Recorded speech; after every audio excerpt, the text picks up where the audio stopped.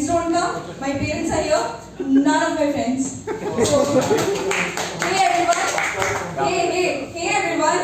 Hello. I'm Srishti, a 17-year-old girl, and this is my first ever open mic. And I have lots to share with you. But without further ado, let's jump to my theme. A few years back, I was pondering over this. I was in an introspection mood where I was pondering over the fact that what would the people who are dying would wish for? Or more precisely, what would the people who have tried to kill themselves wish for? Or more precisely, what would I have wished for had I taken that drastic step? All I could think of was life, or more precisely, how to get it back. And my falling poetry is based on the same theme, but sometimes people also confuse it for the theme of death. But let me remind you, this is where it gets more interesting. This is not about death, it's about life. It's about life through the lenses of death. So presenting before you my poetry, Metanoia. The past has always been inescapable for me. Its memories entrenched in the cuts on my wrist. The cuts so as to forget the pain and the shame. The pain of my body numbs the pain of my heart. But sometimes numbing isn't enough. I take tranquilizers from the shelf above the sink. The running faucet clears the blood stain I'd left on it.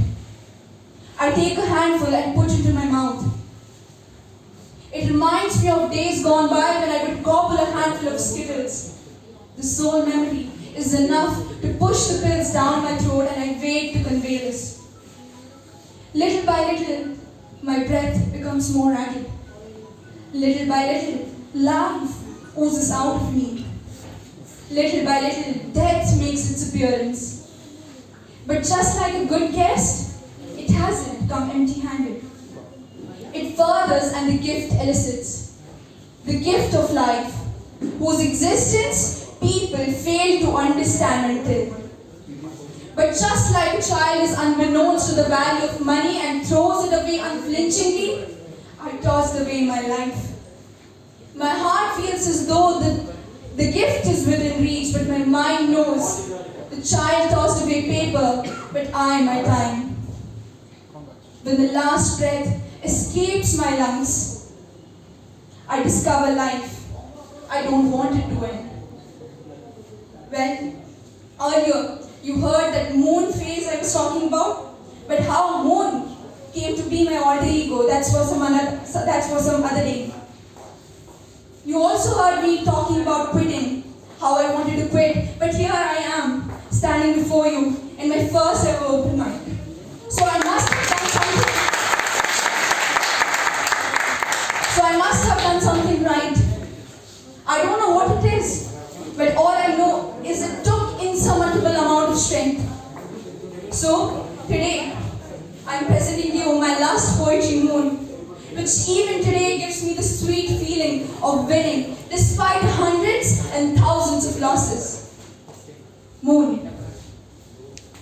The leaves shriveled, the flowers drooped, the caterpillar slithered into the holes, the worms slithered into their holes, the cuckoo sobbed.